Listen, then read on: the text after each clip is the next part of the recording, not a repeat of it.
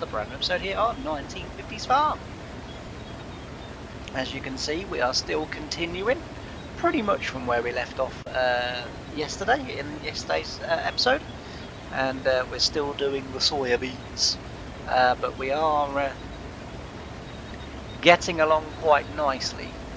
It's quite refreshing how much we're getting from off this field. It's yielding very well. It seems to be yielding more than other years. I don't know whether that is the case or not, or whether it just seems like that.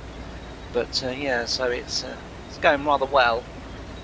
We should have enough for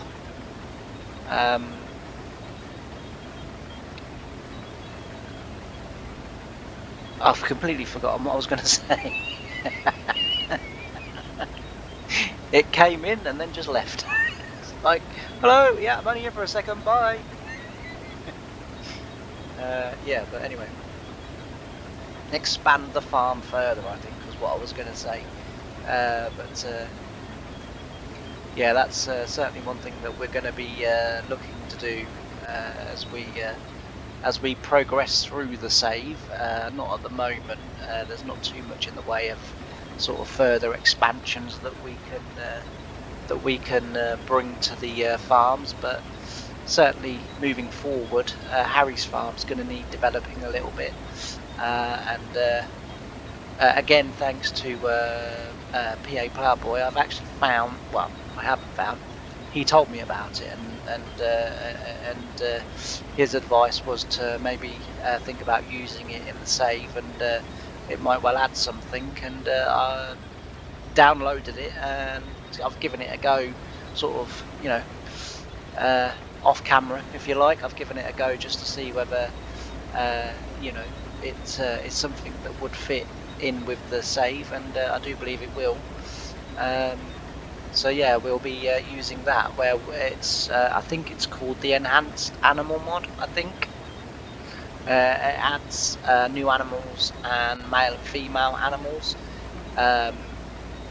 The only downside to the mod that I can see, and I've got to test this further, because I think to give the mod an actual chance, I need to do it. So basically what I did was, it annoys me in FS, the base game I'm talking about, the base game of FS, every FS, not just this one, not 25, not just, you know, but every FS. You can buy, so pigs and cows are just pigs and cows, right? But in terms of cockerels, obviously they're, you know, male chickens, obviously, and, you know, they will still give you babies at the end of the day. They will still give you chicks, you know, when their time in the game sort of comes, and it's quite frustrating. This adds, as I say, male and female. Now, I've tried, so what I did was, I basically took a male and I took a female and put them in a pig, I'm talking about, put them in a pen and just left them, no food, no nothing, to see what would happen. Now, they still didn't die, which surprised me. As I say, they still didn't die. That needs test. Well, they do have food. They have sugar beet, but the sugar beet doesn't register with their health.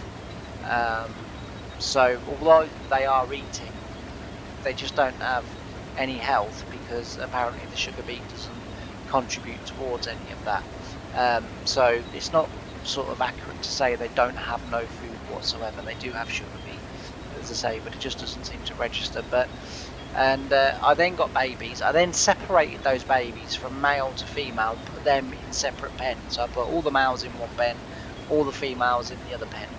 Now, it could be that I separated them a little bit too late, and they'd already done their thing, and thus the females ended up giving me piglets. Now the males haven't, so what I've got to do is I've now taken all of the piglets out of the female pen and put them in another pen. I've got a lot of pens, And now what I'm doing is I'm going to see whether next time, so the next time their sort of birthing period comes round, whether those females still give me babies, or whether now, because they haven't been anywhere near a male pig, so the male pigs are getting butchered, unfortunately, because that way, because I wasn't sure whether if the game would recognise that I've got male pigs, and so therefore would automatically fertilise the female pigs. I'm not sure if this is how it works. I might be reading way too much into this, but all I do know is that the female pigs by themselves should not be giving me more pigs. The plan is that if I can get that working well, I mean, it doesn't really matter for this save too much, because, you know, we'll just sort of deal with whatever, you know, we'll deal with whatever comes. But as I say, for sort of just out of curiosity more than anything, like I say, because if you know, I know the base game doesn't separate male and female, and you know, so therefore that's how you get away with, yeah, it just gives you babies. But like I said, I have tried it with the chickens, and you still get chicks, or at least I did anyway. I don't know whether that makes me special or weird, if like everyone else says, well, I don't, but when I tried it, I did do. I tried it on, to be fair as well, that was FS25, so I tried it on Riverbend Spring Save that I've got going at the moment, and yeah, as I say, the cockerels gave me chickens, or chicks. But yeah, so as I say, hopefully that mod should be coming and making its way into this save, and then as I say, we'll be able to get a couple of more animals. Again, not really in keeping with what happened in real life as far as I can tell, but just again for, you know, save purposes and you know, sort of you know, content purposes, and just having other things to think about and do is always good. As I say, this winter that's coming up, I mean, we're now sort of, what are we, sort of mid-October, sorry, mid-autumn, sorry, that's what I meant to say. You know, we're now mid-autumn, so yeah, you know, we're getting round to the time of year when we're going to be hiring the wood chipper again, and cutting down some more of our trees, and getting ready to join a couple of small fields together. So we've already done one. I think, if I remember correctly, there's another one to do, but yeah, we'll be doing that. Those trees need to go anyway, because they're taking up farmable land, so as I say, those trees need to go anyway, so they'll be gone, and we'll again just sell the logs that we get from those trees. So that will just, again, I'm not really doing it really for the money, because you don't make an awful lot out of it, to be fair, which I don't mind. You know, like I say, I'm not really doing it for the money. I'm doing it just to clear the trees, and the thing is, back in the 1950s, you know, they wouldn't have wasted trees. So, you know, I can't cut them down with like the tree harvester and do it sort of properly, if you like, because of their decoration trees. But you know, obviously in real life you would just cut them down with a chainsaw and you'd be able to process them, whereas this game, it is quite hard to process decoration trees. So basically I'm just using the hide object model, whatever it's called, and then just getting some processable trees, just laying them down in their place and then processing them. If you go back, it'd be quite a few episodes ago now, but to last winter, you'll see what I did and what I mean. It's, you know, it's the best I can do in terms of that. There's not much else I can do, but I need to get rid of those trees, and I don't know, it just didn't seem right just deleting them and going, oh, you know, we've processed the trees. I kind of felt like that was cheating, you know, and I wasn't really happy with that, so I thought, nah, we'll do something with them. That straw in that barn that we've just passed, that's got to go up to the new animal place, so they're about ready to receive the conventional hay bales that we did in not the last episode, the episode before, I think it was. It may even have been the episode before that. No, I think it was the last episode of last week. So they're getting ready to receive them, and as well they'll also be wanting the straw bales for their cows and some round hay bales. So again, or silage. So they've sort of kind of requested either or, silage or hay. The silage we can do. Obviously, it will take a while, but it would also mean with the silage that we would have to then keep shipping it down there. Obviously, in the 1950s, bale wrappers were not really a thing. Well, they weren't a thing, as far as I can tell. I've sort of researched it, and it was the sort of late 70s when the first sort of primitive bale wrappers came available, and it wasn't until the 90s when they were, sort of widely available. So we won't be using a bale wrapper.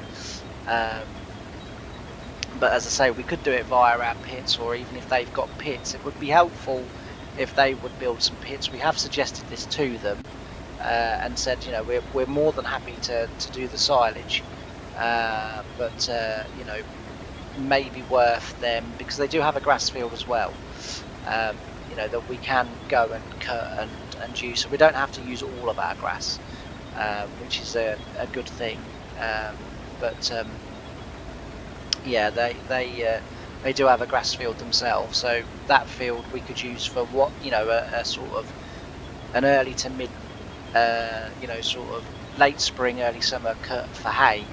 But then we could do a late autumn cut for silage, which would be a lot better for us and a lot easier to go down there and do it for them, and then tip it down there, and then they would be able to handle it by themselves. They don't have much in the way of tractors, but they do have tractors. So yeah, it's certainly something that we've given them to think about, and hopefully they might go with our suggestion. If not, we'll just we'll cut hay. Like I say, they've got a grass field up there. I don't know as whether that grass field they've got up there is going to be ready this year for cutting. I'm guessing it won't be. I don't think it will have matured enough by the time we come to cut, which is going to be as soon as we get the harvest done. So we've got this field to harvest, obviously our little field of corn to harvest that's at the back of the cow barns there, and then we've got a few fields down on Harry's farm to harvest. We've got quite a big corn field there, and I think the other two are soybeans, if I remember correctly. The last time I was down there, funnily enough, was when I sprayed them. So again, I don't necessarily always put every job I do, into a video, mainly because it's, sort of a repetitive job in terms of spraying, which is, as my dear old late uncle would say, it's not a glamorous farm job. Not too many people want to see it, and I only understood that when I worked on a farm, and the only time that people were ever interested in sort of the tractors and sort of when we were doing stuff was when we had the combines out or the Challengers out, and we were sort of as I say, as my uncle used to say, we're glamorous farming. And I never, like I used to, because as a kid, I used to go up and, when he was harvesting, I'd go up for the day. I'd have one day in the harvest, usually a weekend. Sometimes it would be in the week, but usually at the weekend, like a Saturday or maybe a Sunday. And I'd go up and spend the day on the combine with him. So the first ever combine and the first ever time I ever went up with him and sort of rode on the combine all day was, he had a Massey Ferguson. And it was the one that had come out with a computer in it. It was the first one of that, and I remember it because it had, so it was a Massey Ferguson combine, but it was like brown around the bottom, and it had what can only be described as, compared to today's monitors and screens that we have in our thingy, it was like a television that you have in your home, you know, in the sort of, because that would have been in the early 90s, so I would imagine that would have been about 1991, something like that. And yeah, it had this, I just remember this huge white TV screen in it, with a green background and then all the writing on, and it was basically giving I think it was giving yield and like temperature of the crop and stuff. It was very primitive and it was very basic. But yeah, I remember that. And then the next, I didn't then go for a couple of years, funnily enough, just for one reason or another, just it didn't happen. But the next time I went, which would have been the late 90s, early 2000s, and I had again the whole day with him. So he started combining, I think, but I was at work with him from 7 in the morning. So I can't remember who took me down there, whether it was like you know, a relative or my mum or maybe even his wife, my auntie Linda, came and picked me up. I can't remember, but we went down there. I think it was actually Linda that took me, and yeah, I went down there for the day, and he had a New Holland TX66 then, and he worked for AH Worths in Holbridge Herne, and I remember, as I say, I was in, I think I was on Holbridge Marsh, I think it was Holbridge Marsh, where I went with him for the day, and as I say, that was a TX66, and in the evening, when so we went back to his, we had tea, and then we went back in the evening, and he said, now that I'm not in no danger of the bosses sort of just springing a surprise visit, you can have a drive now. And for that evening, I drove the combine. He sort of sat on the buddy seat, or passenger seat as I call them, but and yeah, he just sort of basically taught me, you know, how to drive the combine, you know, what buttons did what, how to figure things out, you know, for myself on the move. And the biggest lesson that he gave me was how to drive the combine in a straight line. Thankfully, and he said, this is the only reason why you're getting a go, is because we're chopping the straw. He said, because if we were trailing for baling, he said, then I could, you know, I couldn't do it, because they would know that I wasn't driving the combine. No GPS in those days, so you were driving, you know, you were driving the combine, and he was driving it dead straight. And my my attempts were all over the place, but that was the first ever combine that I'd ever driven, sort of not by myself because he was in the cab with me, but where I was sort of in control of the controls, if you like. And yeah, it was really good fun. And then again, I think I then ended up having another sort of year or two break, and didn't go then for a couple of years. And then the next time I went up there was, I'm just trying to think what combine he had. I think he had, it was either the CR990 or the CR1090, I can't remember now. I think it was the 1090 that he had, and that was in Holbridge St Matthews. So he rang me. This is what he was like, right? So he rang me, and he said, you know, Jim, I'm combining. So I said, congratulations. So he said, right, for that, he said, for that sarcastic remark, he said, you can now find me. He said, because I was going to tell you where I was. He said, so you can come up for the day. He said, but now you can find me. He said, I'll give you a clue. There's a big tower nearby. And I said, right. I said, yeah, you'd have to give me something else. I said, because I can, off the top of my head, I can think of 4 big towers out where you are. And he said, yeah. He said, exactly. He said, being sarcastic. He said, you can figure it out yourself and find me. He said, I'm not even going to tell you what field I'm in or anything. He said, and yeah, it was the CR1090, because he told me. And he said, and the only other thing I'm going to tell you, he said, is that we've got John Deere tractors with Bailey trailers. So I was like, okay. He said, and I'll tell you that. He said, only because we changed all the tractors and trailers this year. He said, so he said, you wouldn't, you know, he said, but other than that, he said, I'm not telling you anything. And I set off. and you know what my sense of direction is. So I thought, well, it makes sense to start in Holchurn because that was where the farm's based. And then it was a case of then just sort of driving out and out and out. And he rang me and he goes, "Well, aren't you coming then?" So I said, "I'm looking for you." I said, "Like I am." I said, I went to the first tower. I said, "You weren't there." He said, "Where did you go for that one?" I said, "The one near the farm." He said, "Yeah, all right, fair play." He said, "No, I'm not that one." He said, "I'm not at the next one either." So I was like, "Okay." He said, "But if you don't soon hurry up, I'll be leaving this field, and then I won't be near a tower." But eventually I found him. Eventually I found him in Holby St Mark's, which I'd never been out there before in my life. And I was sort of just driving around this corner. I just happened to glance across the field, and I see a New Holland, and I sort of stopped. And then behind me was a John Deere tractor with a baby trailer, and it went into the field where the New Holland was. So I stopped the driver and I said to him, I said, like, "Are you AH Worth?" He's like, "Yeah." I said, "Oh, thank God." I said, "That's Stephen on that combine, isn't it?" He went, "Yeah." He said, "Why?" I said, "I'm his nephew." I said, "It's all right." I said, He's expecting me. So he said, "Oh, yeah, yeah." He said, "That's Stephen." He said, "If you leave your car over there, I'll drive you down there." He said, "I'll give you a ride." The tractor and trailer driver gave me a ride down to him, and he was like, "Ah, you found me." He said, "I'm now packing up and moving." So I was like, "Okay." He said, "You'll have to follow me in your car." He said, "But he said it'll be handy having your car at the field." I said, "Why is that?" He said, "Well, because he said when it's tea time, we can both go back in your car." So I said, "All right, fair enough." And yeah, so I had the day with him, and again, I got to drive the combine there again in the evening.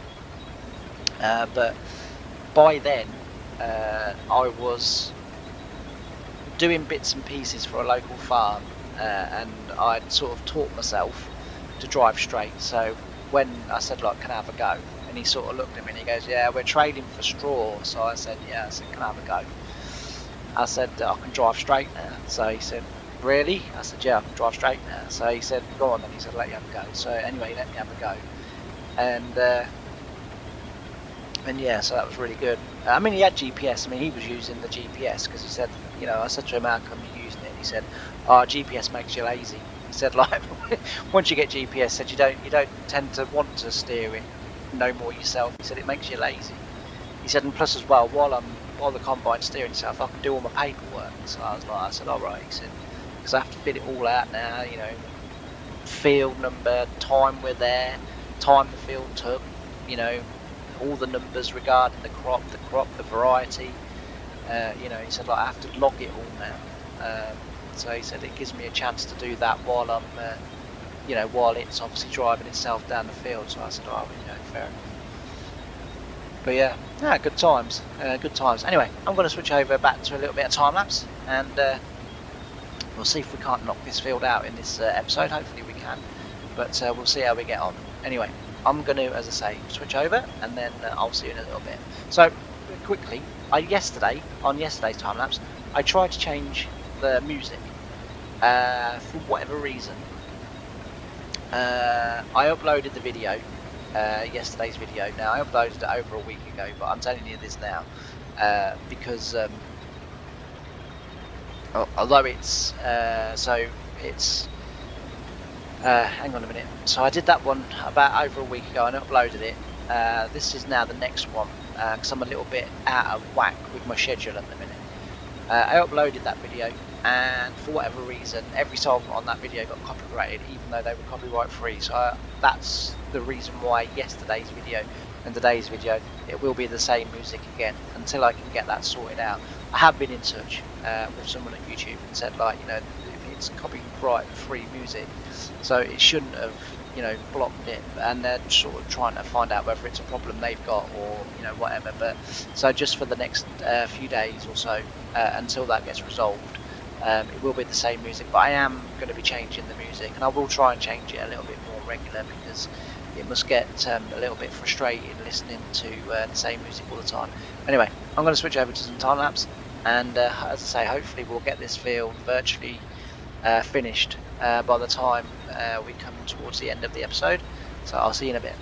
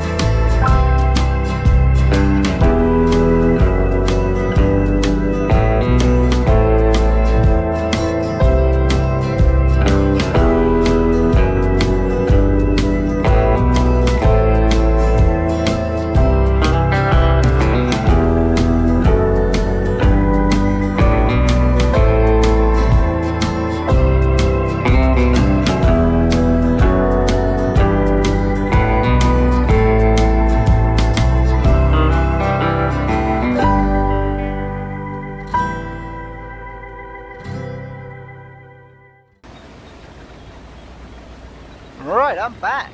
Yes, and we have just about got this field finished, which is very good. It's gone, as I said before, it's gone really well in this field. I'm really pleased with what these soybeans have yielded. So I would say we're getting close to filling that first bin with soybeans.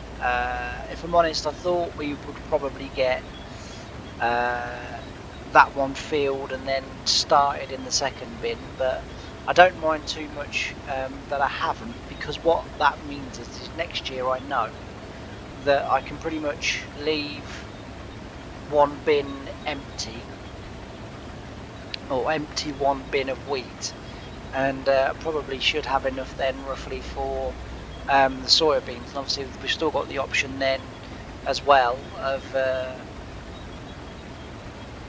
emptying a bin if we need to. So yeah, as I say, I'm really pleased with how this has gone, and hopefully that should be quite a bit of nice profit for us. Just try and get him to empty. No, I wouldn't quite fit, but for 12 soybeans I know that's not 12 soybeans, that's 12 litres of soybeans, but that's not too bad. Anyway, we'll get this back over here, we'll get that trailer emptied, we'll have a look at how full then that bin is, and then for this episode, just because we've done today we've done 2 days of the same job, we'll end today's episode here, and then when we come back in tomorrow's episode, we will then get on and harvest the corn that you can see directly in front of us. I might make that a chatty video, just because that field is the correct size for it to be a chatty video, because as I say, it takes roughly about sort of 35-40 minutes to do that field, so you know, a sort of nice chatty video for that one, or video nice chatty episode is what I was actually trying to get to. So completely unrelated to farming, as you know, I've been having trouble with my car recently, and I took it again today to get it re-MOT, because it failed its MOT, failed on a back, so in my spoiler I've got a LED bar that runs across it, and it's a brake light. It's factory fitted, it's not something I've added myself. It's factory fitted by Volvo on the XC60 that I've got, and anyway, you know, for those of you that sort of do watch my videos and you know, sort of listen to me womble on, then you'll know that I've been having trouble with my brakes, kind of my brake lights just staying on all the time, not going off. Doesn't happen when I drive, I don't think. I've had a couple of people follow me where I've been sort of testing this out, and it doesn't seem to be happening when I drive. But when I pull up into the drive, reverse into my spot, and then sort of apply the brake, and then switch the car off, the brake light does sometimes stay on. Anyway, took it for its MOT, told them about the fault. Not a problem, they said, probably a brake switch, no problem. So I was like, okay, fair enough. So anyway, it then failed the MOT because for some reason the back passenger doors refuse to open. They just won't open. I have no idea why, because before I took it for an MOT they were working perfectly. But anyway, they wouldn't open, and the windows wouldn't go down either. So the garage thinks it's a Volvo garage, and they said it's probably because you've changed the battery. Because you've changed the battery, what's happened is that the relay it's basically not updated.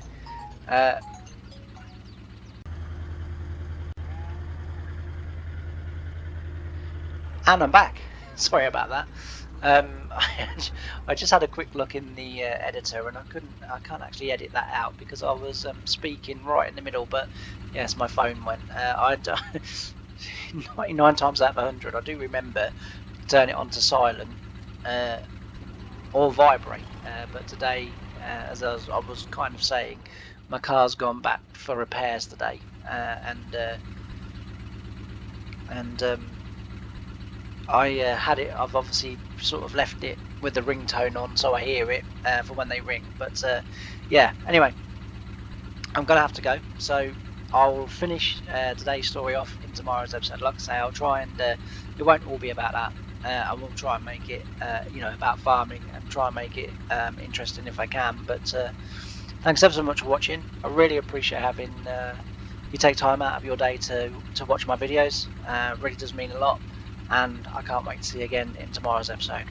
Bye for now.